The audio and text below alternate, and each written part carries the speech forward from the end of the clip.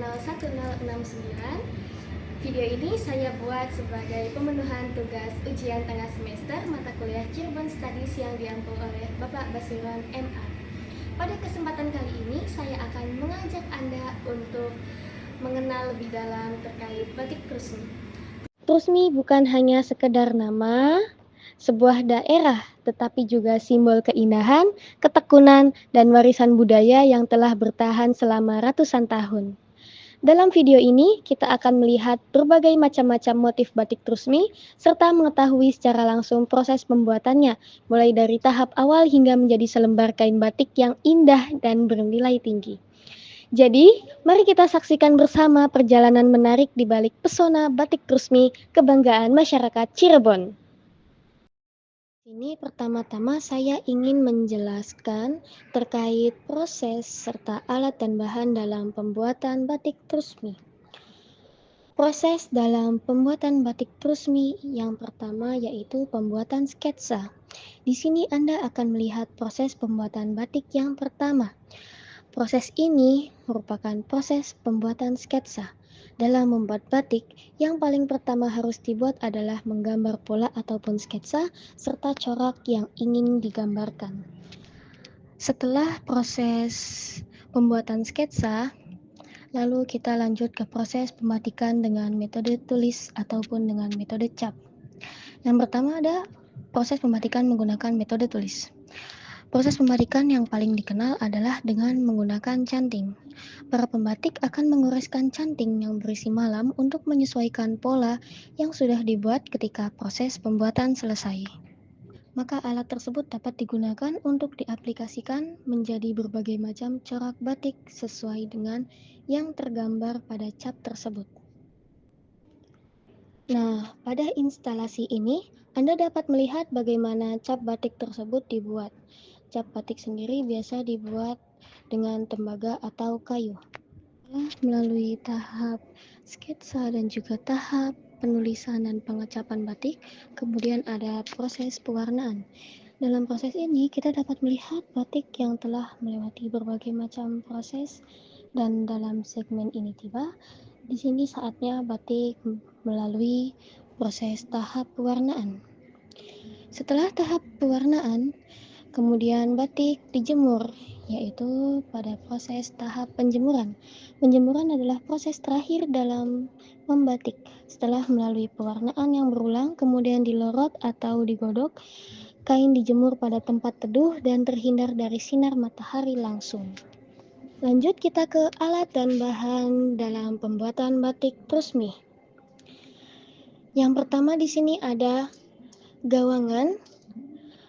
Makna gawangan dari Kamus Besar Bahasa Indonesia yaitu alat yang terbuat dari bambu atau kayu digunakan untuk meletakkan kain atau mori yang akan dibatik. Lalu di sini ada kompor kecil, merupakan alat yang digunakan sebagai sumber panas ketika melelehkan lilin batik. Pada umumnya, kompor kecil ini terdapat tombol untuk mengatur besar kecilnya nyala api sehingga lebih mudah dalam menjaga kestabilan panas atau suhu leleh pada lilin. Kemudian di sini ada dingklik, di mana dingklik ini merupakan bangku pendek untuk duduk atau untuk meletakkan kaki. Fungsinya yaitu sebagai tempat duduk para pembatik yang sedang membatik. Lalu di sini ada wajan, merupakan tempat pencairan lilin dan biasa terbuat dari logam ataupun tanah liat. Lalu di sini ada canting. Canting merupakan berasal dari bahasa Jawa. Canting atau cantin adalah alat yang dipakai untuk memindahkan atau mengambil cairan yang khas digunakan untuk membuat batik tulis. Kerajinan khas Indonesia. Canting tradisional untuk membatik adalah alat kecil yang terbuat dari tembaga dan bambu sebagai pegangannya. Lalu yang terakhir di sini ada malem atau lilin batik.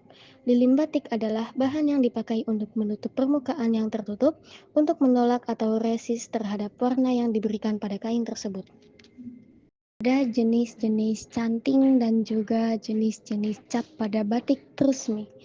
Yang pertama ada canting loro, lalu ada canting telon, kemudian ada canting biok atau cucuk tujuh, kemudian ada cantik isen-isenan, lalu ada canting perapatan atau cucuk empat, lalu ada canting klowon atau solowan, dan kemudian di sini ada canting isen-isenan, batik cap. Yang pertama di sini ada motif tsunami berasal dari Cirebon, kemudian motif parang berasal dari Solo, lalu motif buket Semarangan berasal dari Semarang, kemudian ada motif tumbuhan atau bunga berasal dari Palembang, kemudian di sini ada 3 motif kembang berasal dari Cirebon, lalu ada motif bunga berasal dari Nusantara, kemudian Sidomukti berasal dari Solo Surakarta, motif Kawung berasal dari Yogyakarta, motif Megamendung berasal dari Cirebon, motif Priangan berasal dari Tasikmalaya, lalu ada motif Jelamprang berasal dari Pekalongan, lalu motif Simbut berasal dari Banten, motif Sekar Jagad berasal dari Yogyakarta dan Solo, lalu ada 2 motif kembang lagi berasal dari Cirebon, lalu ada motif kodok berasal dari Bali, lalu motif truntum berasal dari Solo, motif campur sari dari Yogyakarta, motif ikan berasal dari pesisir Pantura, motif cuiri berasal dari Pekalongan atau Jawa Tengah, motif kura-kura berasal dari Bali, motif jelamprang berasal dari Pekalongan, dan yang terakhir ada motif abstrak berasal dari Pekalongan juga. Kemudian di sini ada jenis-jenis kain pada batik. Yang pertama di sini ada kain emboss. Kain emboss adalah kain dengan teknik sablon monocoloring. Ada kesan timbul saat diraba. Kain emboss biasanya untuk kombinasi dengan kain batik untuk berbagai keperluan. Lalu di sini ada kain santung, merupakan nama lain dari kain rayon. Kain santung ini memiliki tekstur yang halus dan lembut dan juga dingin. Terdapat beberapa jenis kain santung. Yang pertama ada yang tebal, kemudian ada yang tipis sesuai dengan jenis benang yang digunakan dan juga konstruksi kain. Lalu di sini ada kain dobi. Kain dobi ini merupakan jenis kain tenun yang memiliki motif berbentuk pola geometris yang dihasilkan dari efek penenunan. Kain dobi dibuat dengan alat tenun dobi yang dapat mengatur pola benang pakan sehingga tercipta sebuah motif pada kain. Teknik tenunan dobi ini pertama kali dikembangkan sekitar tahun 1840. Kemudian ada kain viskos. Kain viskos ini merupakan salah satu jenis rayon, mempunyai karakteristik yang berkilau seperti kain sutra, berbeda dengan bahan rayon biasa yang tidak mengkilap.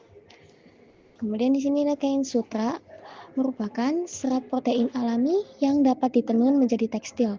Jenis sutra yang paling umum adalah sutra dari kepompong yang dihasilkan larva ulat Sutra murbei yang diternak atau peternakan ulat itu disebut serikultur.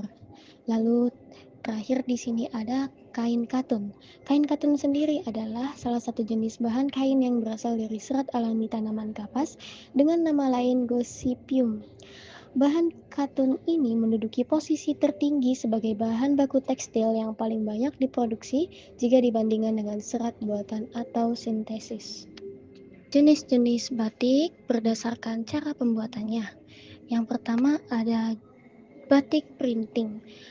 Cara pembuatan batik printing ini yaitu dengan di print, kemudian ada batik cap yang cara pembuatannya ditempelkan menggunakan cap yang jenis-jenisnya sudah saya jelaskan tadi. Kemudian ada batik tulis. Batik tulis ini dibuat dengan menggunakan metode canting. Oke, lalu di sini saya akan menjelaskan macam-macam motif batik yang ada di Cirebon. Yang pertama ada batik lasem. Sejarah awal keberadaan batik lasem adalah berasal dari Selat Badra Santi dari Empu Santi Badra yang ditulis pada tahun 1974 Masehi yang menyatakan bahwa pada tahun 1933 Saka, tepatnya pada 1313 Masehi, salah seorang nahkoda kapal dari armada laut Kekaisaran Ming di Tiongkok di bawah pimpinan Laksamana Heng Ho yang bernama Binang En mendarat bersama istrinya yang bernama Nalini di pantai Regol, Kadipaten Lasem yang sekarang disebut sebagai Pantai Binangun. Nalini adalah seorang yang menyukai dan menguasai berbagai kesenian seperti seni tari dan seni membatik. Lalu yang kedua ada batik sawat rangduan. Batik ini bermotif pohon hayat dikelilingi motif indah, motif lar atau garuda, dan motif meru. Motif pohon hayat dikelilingi oleh motif lain seolah menjaga keseimbangan hubungan kosmos secara vertikal dan horizontal. Batik sawat rangduan memiliki makna tentang gambaran eksistensi, lahiriah, jasmaniah, dan eksistensi batiniah pada manusia. Makna lain dari batik ini tentang memposisikan kedudukan manusia hanya bagian dari semesta. Batik sawat pengantin ini memberikan konotasi simbolisme menuju keesaan seperti halnya fenomena pengantin yang penuh dengan harapan dan penuh kebahagiaan. Lalu di sebelah sini ada batik purger. Batik purger merupakan salah satu batik klasik di Cirebon. Batik ini identik dengan motif flora dan fauna. Motif ini mempunyai ornamen berupa tanaman yang berbunga dan kupu-kupu. Purger sendiri berarti garis. Oleh karena itu, batik purger mempunyai ciri khas yang sangat kental, yakni dengan adanya corak bergaris-garis yang memiliki makna dan keharmonisan. Lalu di sini ada batik motif Sunyaragi.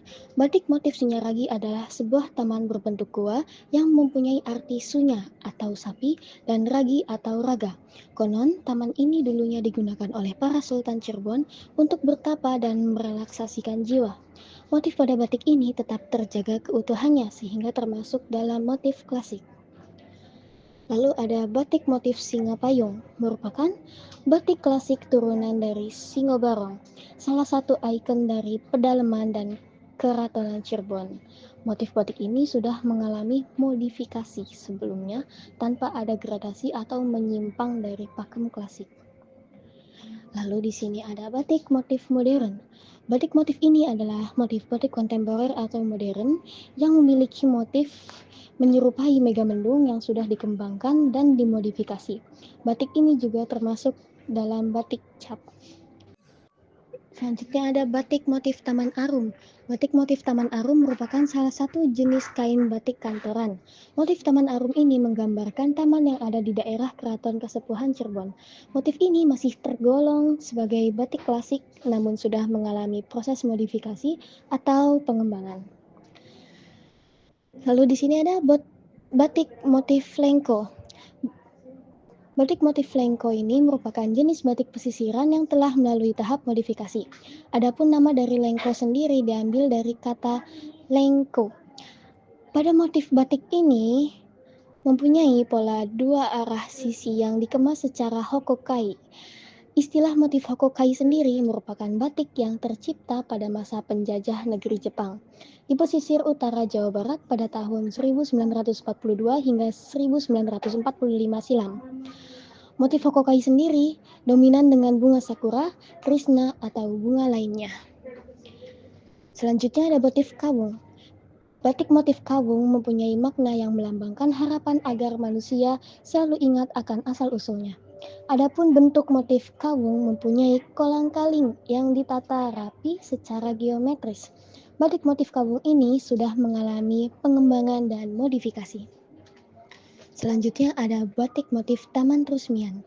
Batik motif Taman Trusmian adalah batik yang memiliki cerita tentang daerah kampung batik Trusmi Cirebon. Motif batik tersebut bergambar gapura panjang, ornamen, bentuk rumah-rumahan, dan lain-lainnya. Lalu ada batik motif naga seba.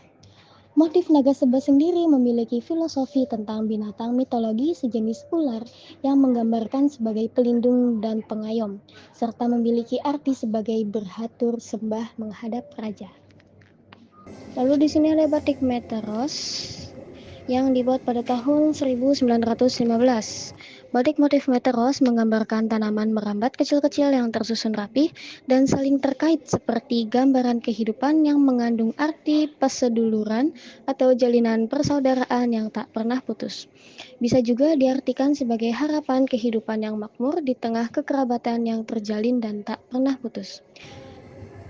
Kemudian di sini ada batik Meteros lagi, tetapi bedanya di sini dibuat pada tahun 1910. Lalu kemudian yang terakhir ada batik Rikilan yang dibuat pada tahun 1918. Batik motif Rikilan adalah salah satu batik klasik yang mempunyai unsur kerikil atau batu-batu kecil dan godongan yang berarti dedaunan. Oleh karena itu, motif ini dipenuhi batu-batu kecil di seluruh permukaan kain batik di antara daun-daun. Selain daun, godongan juga biasa berupa berbentuk burung dan bunga yang tersusun dengan keseimbangan segi-segi keharmonisan, terutama dalam pewarnaan. Demikianlah hasil observasi saya mengenai batik Kruspi, mulai dari ragam motif hingga proses pembuatannya. Dari pengamatan ini, saya belajar bahwa batik bukan hanya kain yang bermotif indah, tetapi juga syarat makna, nilai sejarah, serta filosofi kehidupan masyarakat Cirebon yang penuh kearifan lokal. Semoga video ini dapat menambah wawasan kita semua tentang kekayaan budaya Nusantara, khususnya warisan luhur dari Cirebon. Terima kasih telah menyaksikan video saya. Wassalamualaikum warahmatullahi wabarakatuh.